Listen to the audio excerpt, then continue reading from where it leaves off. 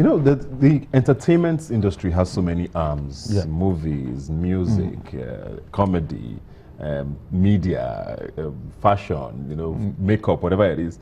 But the one industry I find that has that is so tied to seniority is comedy. You know, there's always this my Oga, you started this before me, or the senior comedians. Yes.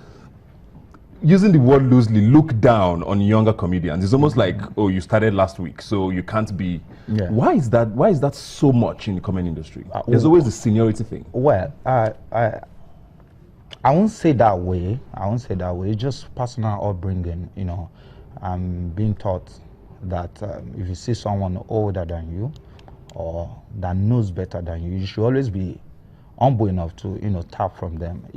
You can't say you're in broadcasting, for instance, now, and you see Uncle Bisi Olatilo and you think you can learn from him. He has years of experience. He has been to where most people have not been to. And, you know, being able to tap into what they have will even make you bigger than who they are. But some people are just naturally fun.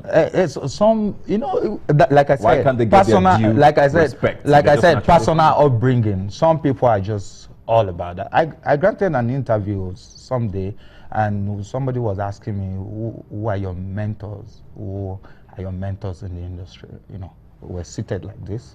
It was a print media interview, and I said, oh, I was mentioning names of people that I met in the industry. So I went Alibaba, TA, Basketball, Tejo. I was mentioning names. Then they mentioned the comedian. Then somebody that was not supposed to be part, it was a cafe. Then I looked back, I said, no, I'm mentioning people that started before me, people that I can say, oh, I know their struggles, probably were struggling in different areas, you know. And I said, okay, but this person came after my own regime as a comedian, or after my own being known as a comedian.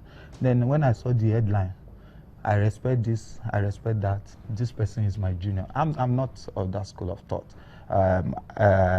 I will even say to you, my senior colleague, that's how I greet even the ones that I know their story. That's how I greet them. It's just your positioning does not mean somebody coming to join you, a lesser, you know, talent or a lesser comedian. If you don't impact on those ones, then who sustain the industry? Then who will impact my own children? Is the industry united though? Because on the face of it, it looks like the comedy industry is very united.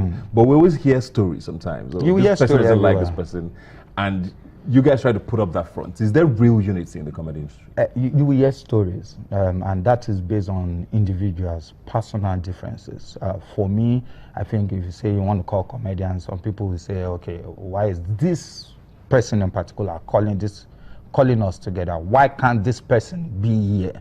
So it's a personal thing. For me, if you have a beef or a problem with anybody, it's your own problem. It's not mine. My own is, am I coming here to tap something? Is it for the good of the industry? Okay, if I can be there, why not? If not, and if I'm working, my brother, we are all working for survival. I need to eat, I need to feed. So if I'm working, I won't be there, and I will make it known that I can't make it, you know. And if I'm not on a particular show, does not mean I'm not working. Yeah.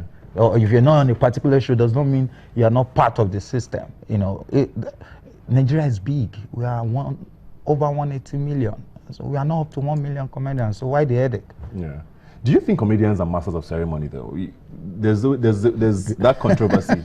Comedians want to be MCs or are MCs. They do MC events and all of that. Do you think comedians should be MCs? Oh, okay. Now it's in different ways. We have people that can come sitcom, that can act in sitcom, that think they are stand-up comedian, and they cannot be funny standing, but they don't know. There are some are just normal script writers. They write comedy script and they are funny, but they can't tell the story or act the story. So you call them gag writers. Now, the essence of education is to be able to communicate sometimes. So if I can communicate well, if I can read my scripts well, I can be a master of ceremony. And any master of ceremony without sense of humor is in for it. It's not everywhere that you have to crack jokes, you know, but I can anchor seriously. But you know that happens a lot where That comedians is- get carried away sometimes. That's not being professional. Yeah. For me, like there's a part in the Bible that says, to some he has given 3, to some he has given 4 talents. To some. For me, I can do everything.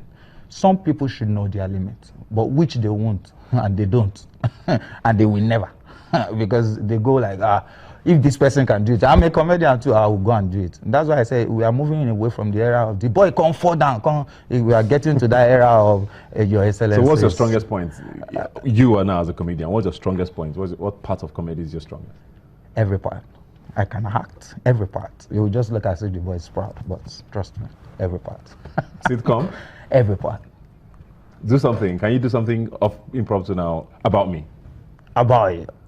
Give me a topic. Just tell me something. I don't know anything. My pocket square. Your pocket square. Your pocket square is yellow. Yeah, and you know one thing they say about yellow people. You know, we have these yellow purple, yellow guys. And I keep telling people that you can never maintain that color in Nigeria if you enter this sun. If you enter this sun that we are talking about, this your yellow will turn black. And two, for so many people, they think comedy is just sitting down and making people laugh. And you don't have a feeling. Yeah. I have a feeling. I'm not expected to start talking everywhere to make you laugh. I'm a professional. Tyson will never bust on the street to make money. He has to get to the ring. So when you see me on stage, do my stuff, I make money from it. What's the future of comedy in Nigeria now? I mean, there's a lot more comedians in the industry. Like you said, people are becoming more professional. We're starting to have channels that are comedy, based, and Nigeria is starting to penetrate that market as well. What do you look at next 1, 2, 3 years? Where do you see comedy in Nigeria being? Bigger than what it is, and bigger than what people expect it to be. Now, every aspect of the society needs humor. We are a frustrated set of people in this part of the world. It's getting worse. We're 145 naira. Any great advert without humor now might not even sell. You know, there's that touch of humor you can put in. So, in every aspect, from sitcom, from writing and all that, script writing and the rest, I see presently I can say we are loading on maybe 35%. By the time there's still a lot more to that. You think we can fulfill There's that? still a lot more to it.